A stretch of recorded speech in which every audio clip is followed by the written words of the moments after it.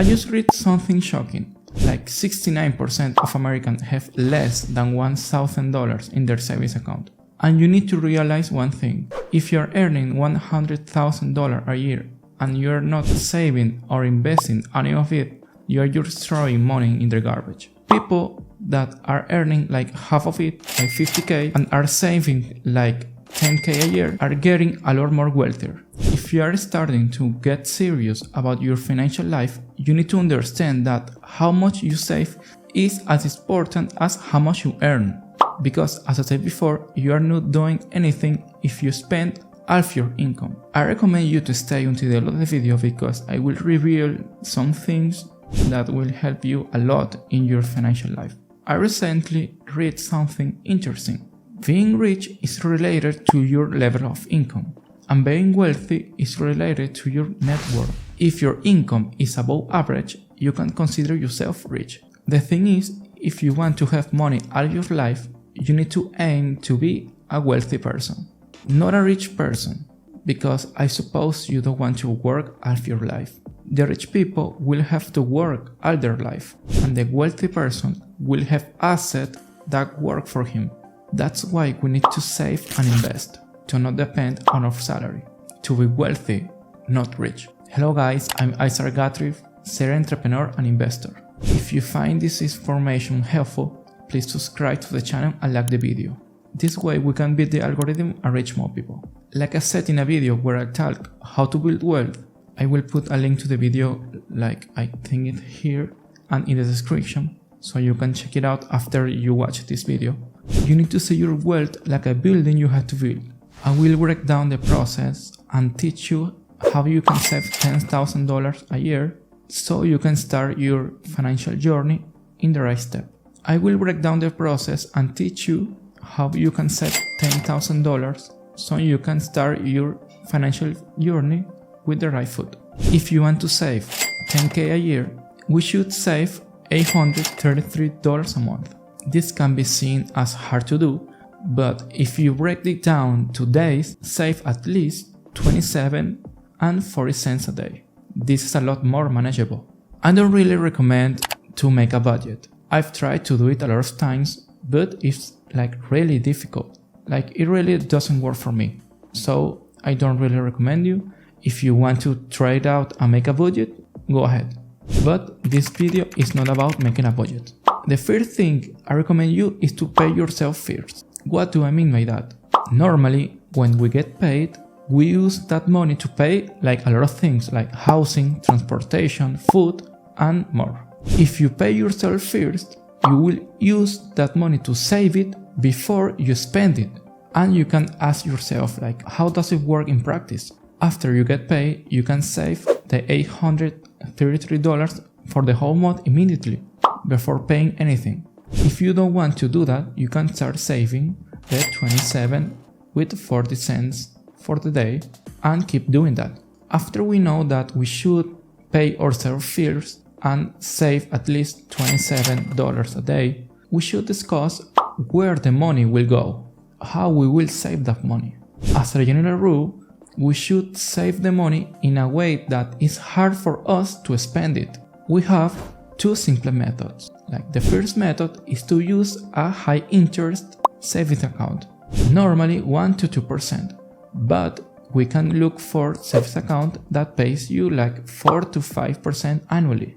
The thing is, having the money in a savings account for us is really easy for us to spend it right, and especially if you use 1 to 2% savings account, we will have less money every year because of inflation. We are seeing that the inflation annually is really hard. The thing is, if you use a high interest savings account, it will be very easy for us to spend the money, and we will have less money every year because of inflation. So we should find another alternative. The second method can be more risky, but it's my preferred one. It's harder to spend the money and it will grow every year. This is investing in stocks, but not in a particular stock. I'm referring to spend the money in the S&P 500. The S&P 500 is an index fund that tracks the performance of the 500 top companies in the US. It has an average of 10% return in the last 15 years. You can start investing there using Fidelity, Schwab, Robinhood, or Interactive Brokers. There's many more, but I personally use Interactive Brokers. Vanguard VOO is a ETF that tracks the S&P 500. That particular stock is a good place to start. Now that we know where to put the money, we should discuss now how we can save at least 27 with 40 cents a day. We have two options. The first is to cut our expenses and the second is to increase our income. At this stage, if you are just starting out, it's easier for us to cut our expenses. After we cut our expenses, we can think about increasing our income. And now, why is cutting our expenses important? You need to see a saved dollar like really it can stay with you for the rest of your life if you invest it. This is because it will stay with you in the form of some asset that will increase in value over time. If you earn $1 and you spend it like in trivial things, it's $1 you never earn it. You can think like that because it's $1 that gives you like 1 to 2 hours of dopamine and then you start earning the next dollar.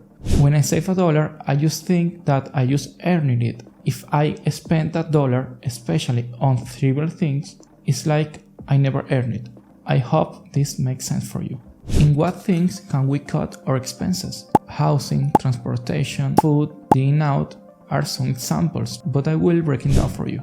Housing is the biggest money sink the average American has, and if you find a way to reduce this, you are halfway there. I know it can be hard, but let's explore the options. Maybe you can explore some cheaper options to move out, or maybe you can call your landlord and ask for a reduction in rent. Whatever you do, you can save at least $10 a day.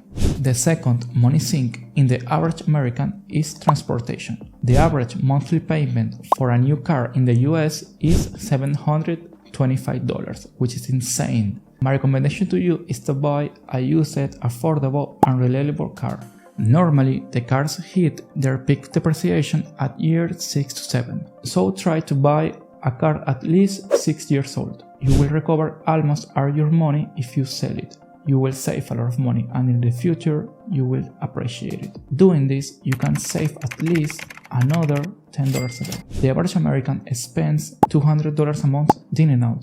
That's like $2,400 a year. I'm just trying to tell you that there's always ways to improve your savings. Maybe you can go eat at a cheaper place with the same quality. Or maybe you can try to eat more at home. Like, I don't know, maybe you can stop buying Starbucks every day. Whatever you do, you can save at least $4 a day. Taxes. The control of your taxes is really important. The average American pays at least 30% of their income in taxes. This is a big money sink, and you can lower that amount down if you hire a good accountant. I will not stress this enough. Having an accountant is key to reduce the amount you pay in taxes. The investment is worth it. Doing this, you can save at least $3 a day. And here you go, we just saved $27 a day. You can cut in other places too. For example, in clothing. Paying your credit card is extremely important, so you should do that before doing anything else. If you don't want to cut your expenses, you can just make more money. This can be doing a side hustle or a part-time job. Cleaning houses, cars, you name it. If you're getting paid $15 an hour, just doing 2 hours of work a day will be enough to save at least $10K a year. If you're still there, I recommend you to watch another video I have where I talk about how to build wealth. It will appear on a screen, I think is there, maybe. Thanks for reaching the end of the video. If you like it, please subscribe to the channel and hit the like button, it will help me a lot.